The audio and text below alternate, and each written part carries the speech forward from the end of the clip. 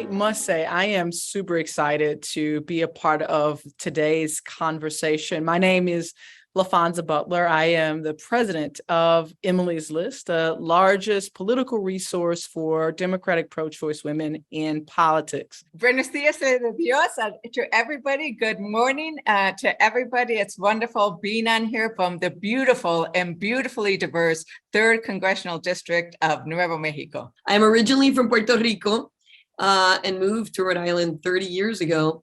And Rhode Island is a fascinatingly wonderful space. We're the ocean state.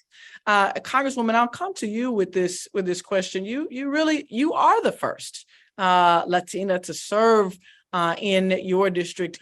What does it mean to you to be the first Latina, to be that first brick in building bridges across different communities throughout the state of New Mexico? The foundation that I am standing on was the one that Nina Otero Warren did 2 years ago when she was a suffragist, right? Got New Mexico to ratify the right of women to vote so we could have it in our Constitution. And then she promptly ran for Congress. She was the very first Latina to run for Congress. And it took 100 years for this particular seat to be held by a Latina, to be held by a woman, actually. There are 31 million Latinas living in the United States. There's still less than 3% of members in Congress. You are right now the first Puerto Rican Latina to serve in your role in Rhode Island. What are some of the challenges that you face in seeking state leadership office and how your lived experience has played a role in your leadership? I ran to make government work for people, which now that I've been there 8 years, I'm grateful to be able to show to Latinas, to people of color, to people for whom the system was not set up for, that in my office, they get the service that they deserve. But that path to get there definitely involves greater participation from our own community in fundraising and contributing to candidates of color and candidates that are going to represent them. The hesitancy that you find in our communities to contribute financially or to vote even, sadly, is not crazy. It's based on the lived experiences of communities that have not have government work for them. As candidates who are running and continuing your legacies of breaking glass ceilings and opening doors for other Latinas to be public servants, as you have, how are you talking about this moment where abortion and access is on the ballot, where voting rights are on the ballot, where economic stability is on the ballot? How are you communicating to your audiences, your communities, your constituencies about the importance of this moment and what they should be doing? Had we not codified Roe v. Wade in 2019 in the state law in Rhode Island, we would be facing a very dark moment here in our state. Now we have to do more. We have to make sure that that right is accessible to everyone. So we talk about, just like, having the right to vote, but then having a poll tax is not a real right to vote.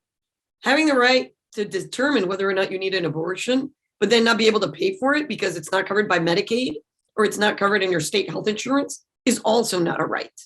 And like Rhode Island, New Mexico only recently decriminalized abortion. We right now are welcoming, I call them women's rights refugees. We are a border state, and the border is Texas, the border is Arizona, where women are having to travel to come to our state where they can get the care they need and make the choices they need. Rhode Island, actually, again, in my 8 years as Secretary of State, we opened access to the ballot box. We changed election systems. We made it easier for people to vote by making sure that we had mail ballots, early in-person voting, and then, yes, the day of. That means that more people are able to vote on their own schedule. And when more people vote, the results are different, which is why voting rights in this country are under attack. And we have right now in Rhode Island, more women and more people of color elected in the state legislature than we've ever had in our state's history. That's not a coincidence. That is the result of opening up access to the ballot box.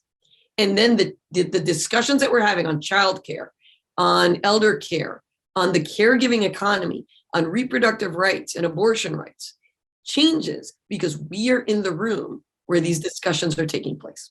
There is a generational and intergenerational communication and mobilization happening right now, which is beautiful.